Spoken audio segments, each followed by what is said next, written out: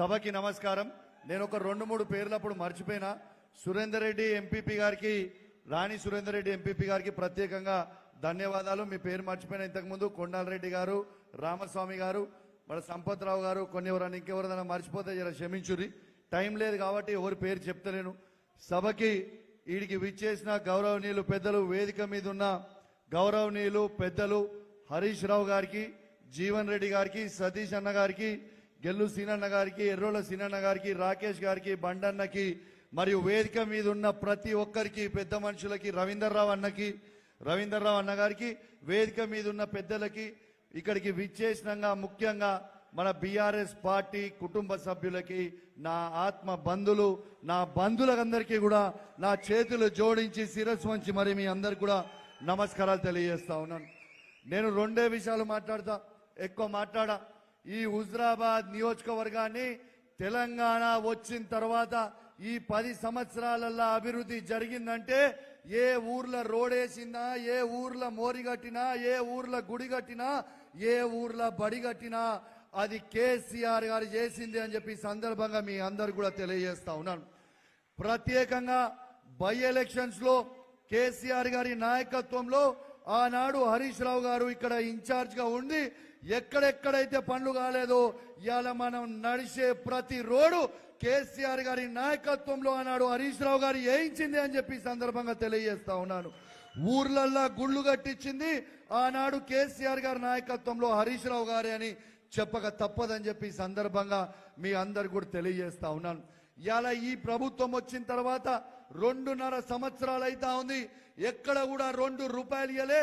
కనీసము ఎమ్మెల్యేకి ఇచ్చే సిడిఎఫ్ ఫండ్ కూడా ఇవ్వకుండా ఇవాళ ఈ కాంగ్రెస్ ప్రభుత్వం ఇబ్బంది పెడుతూ ఇవాళ మన నియోజకవర్గంలో తట్టెడు మట్టి కూడా పోయింది ఈ కాంగ్రెస్ ప్రభుత్వం అని చెప్పక తప్పదని చెప్పి సందర్భంగా తెలియజేస్తా ఉన్నాను. హరీష్ అన్న, నేను ఒకటి రిక్వెస్ట్ చేస్తున్నా. హరీష్ అన్న, మిమ్మల్ని దయచేసి మా హుజరాబాద్ నియోజకవర్గ పక్షాన మిమ్మల్ని రిక్వెస్ట్ చేస్తా ఉన్నా. హరీష్ అన్న, ఆనాడు ఎన్నికలలో నేను కేసీఆర్ గారి నాయకత్వంలో, మీ నాయకత్వంలో ఇక్కడ ప్రజలు కార్యకర్తలు కష్టపడి నాకు ఓటేసినప్పుడు నేను 1000 కోట్ల రూపాయలు తీసుకొస్తా అని చెప్పినా, కానీ దురదృష్టవశాత్తు మన గవర్నమెంట్ పోయింది. రేపు మళ్ళా అధికారంకి వచ్చిన తర్వాత 1000 కాదు 1001 తెస్తా, ఇది గ్యారెంటీగా చెప్తా ఉన్నాను. దీనికి హరీష్ అన్న సహకారంతో ఖచ్చితంగా తీసుకొచ్చే బాధ్యత నాది అని చెప్తా ఉన్నాను. ఎట్టు పరిస్థితిలో మాట ఇచ్చింది, మాట తప్పేది లేదు. రెండోది, అసలు పంట కొనుగోలు. కనీసము మనం పంట పండించింది, మనం మొన్న వడ్లు పండించిన 80% మనం సీడు పెడతాం. 80% సీడు వాళ్ళు తీసుకుపోయిన తర్వాత ఆ 20% కొనడానికి 7 చెర్ల నీళ్లు తాగిచ్చిండు ఈ రేవంత్ రెడ్డి కాంగ్రెస్ ప్రభుత్వం. ఇలా అదే విధంగా మనము మక్కలు మీరు పండించి జమ్మికుంట మార్కెట్ కి తీసుకపోతే ఆ మార్కెట్ లో ఆనాడు నేను, నాతో పాటు పింగిల్ రమేష్ అన్న, రాజేశ్వరం అన్న, దిలీప్ అన్న, వేదికన్న వాళ్ళందరూ కూడా ఆడికి పోతే గాని వాడి ఆ రోజు కదలలేదు. పోరాటం చేస్తేనే మాత్రం ఆ రోజు కొన్నారు.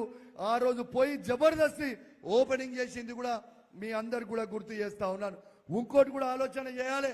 ఇలా యూరియా బస్తాలు నా హుజరాబాద్ నియోజకవర్గానికి ఇవ్వకపోవడం అనేది చాలా చాలా బాధాకరం. మూడో విషయం అన్నా, ఇలా కేసీఆర్ గారు దళిత బంధు అనే పథకం పైలట్ ప్రాజెక్ట్ గా తీసుకొని హుజరాబాద్ లో సాచురేషన్ మోడ్కి ఇస్తే 5000 మందికి 2వ విడత దళిత బంధు ఇవ్వకపోవడం అనేది చాలా చాలా బాధాకరం. అనేక సార్లు అసెంబ్లీలు అడిగినా ఇస్తామని చెప్తున్నారు, కానీ దున్నపోతు మీద నీళ్లు పోసినట్టుంటా ఉన్నారు. బిడ్డ, హెచ్చరిస్తా ఉన్నాను, మీకు కర్రగాసి వాత పెట్టే రోజు దగ్గర ఉంది ప్రతి దళితుడు అని చెప్పి ఈ సందర్భంగా రేవంత్ రెడ్డి గారిని హెచ్చరిస్తా ఉన్నాను. పదే సారి 2023లో వీణవంక మండలంలో ఉన్న కలువల చెరువు, ఆ చెరువుని ఆ రోజు వర్షంతో కొట్టుకపోతే కేసీఆర్ గారిని అడగంగానే ఆ రోజు డిపిఆర్ 70 కోట్ల రూపాయలతో డిపిఆర్ ఇస్తే ఇలా దురదృష్టవశాత్తు మన గవర్నమెంట్ పోయింది.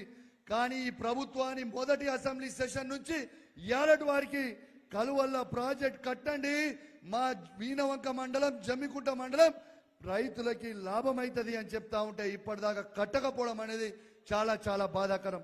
హరీష్ అన్న నాడు కమలాపూర్ పట్టణంలో 1,75,00,000 రూపాయలతోని అద్భుతమైన బస్ స్టాండ్ కట్టిస్తే ఇంకొక 1 కోటి రూపాయలు పెడితే అయిపోతుంది అనేక సార్లు అసెంబ్లీలు అడిగితే ఇప్పటిదాకా కూడా ఇవ్వకపోవడం చాలా చాలా బాధాకరం. ఇంకోటి కూడా చెప్తున్నా, మన కార్యకర్తలకు చెప్తున్నా, మీకు మాట ఇస్తున్నా, ఆనాడు కూడా మీకు మాట ఇచ్చిన మైకు పట్టుకొని మీ ఎన్నికలలో ఖచ్చితంగా మీకు అండగా ఉంటా అని మాట ఇచ్చిన ఇలా 107 గ్రామ పంచాయతీలో సర్పంచ్ చేసినప్పుడు ప్రతి కార్యకర్తకి నేను అండగా నిలుస్తున్నది కూడా మీ అందరు కూడా గుర్తు చేస్తా ఉన్నాను. మొన్న మున్సిపల్ ఎన్నికలలో కూడా ఇలా జమ్మికుంట హుజరాబాద్ లో ప్రతి కార్యకర్తకి అండగా నిలుస్తుంది మీ అందరికీ కూడా గుర్తు చేస్తా ఉన్నాను.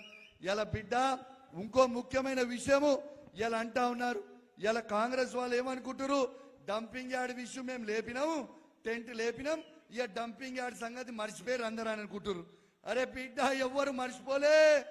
మీరు డంపింగ్ యార్డ్కి ఇట్లా ఎత్తేయకపోతే మీరు రిటర్న్ ఆర్డర్ కాపీ ఇచ్చిర్రు, మళ్ళీ అదే రిటర్న్ ఆర్డర్ కాపీ ఇవ్వకపోతే మాత్రం మీకు కర్ర కాల్చి వాత పెడతాం, మళ్ళా అదే హుజరాబాద్ అంబేద్కర్ చౌరస్తా దగ్గర ఖచ్చితంగా టెంట్ వేస్తామని కూడా ఈ ప్రభుత్వాన్ని హెచ్చరిస్తా ఉన్నాను.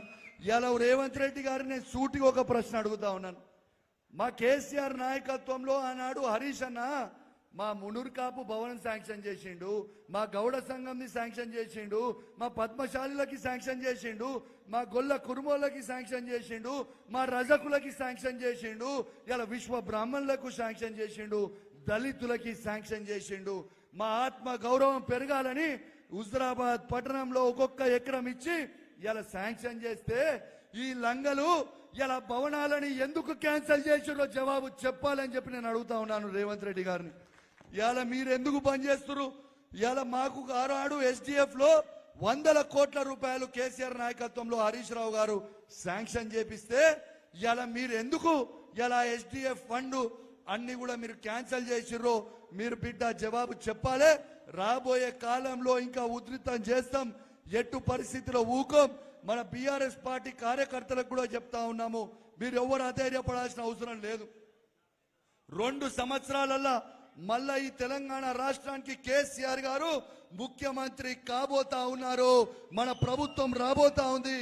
ఖచ్చితంగా మళ్ళా మన అందరం కూడా కేసీఆర్ గారు తెచ్చుకొని మన హుజరాబాద్ నియోజకవర్గాన్ని అభివృద్ధి చేసుకుందామని తెలియజేస్తూ, ఇక నేను ఎక్కువ హరీష్ అన్న మాట్లాడతారు కాబట్టి మీ అందరికీ కూడా ప్రత్యేకంగా ధన్యవాదాలు తెలియజేస్తూ, మీ అందరు కూడా హరీష్ అన్న మాట్లాడిన తర్వాత అయిపోయిన తర్వాత హరీష్ అన్న నిల్చుంటాడు, మీరు అందరూ లైన్ గా వస్తే అందరితో ఫోటో ఇస్తా అని చెప్పి హరీష్ అన్న చెప్పిండు. కాబట్టి మీ అందరూ డిసిప్లిన్ గా లైన్ గా వస్తే ప్రతి ఒక్కరికి కూడా ఫోటో ఇస్తామని చెప్పి ఈ సందర్భంగా తెలియజేస్తూ, హరీష్ అన్నతో తీసుకొచ్చని తెలియజేస్తూ, మరియు ఇప్పుడు అందరూ హరీష్ అన్నని ఉట్టి సిద్దిపేట ముద్దు బిడ్డ అనుకుంటారు, కానీ చాలా మందికి తెలియదు ఏంటంటే ఇవాళ హుజరాబాద్ ముద్దు బిడ్డ కూడా హరీష్ అన్ననే అయిందనే ముచ్చడం మీ అందరు కూడా తెలవాలి.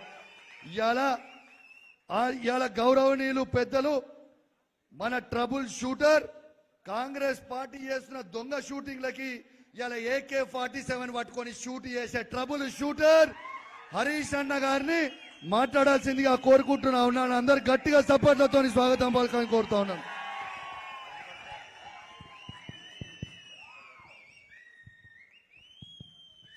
బాగున్నారు అందరూ? జై తెలంగాణ, జై తెలంగాణ. కేసీఆర్ గారి నాయకత్వం, కేసీఆర్ గారి నాయకత్వం. జోహార్ తెలంగాణ అమరవీరులకు. గౌరవనీయులు సభాధ్యక్షత వహిస్తున్న యంగ్ డైనమిక్ శాసనసభ్యులు, మీ అందరి అభిమాన నాయకుడు తమ్ముడు కౌశిక్ రెడ్డి గారికి, రాష్ట్రంలోనే సీనియర్ నాయకులు, ఉన్నతమైనటువంటి విలువలకు ఆదర్శాలకు కట్టుబడి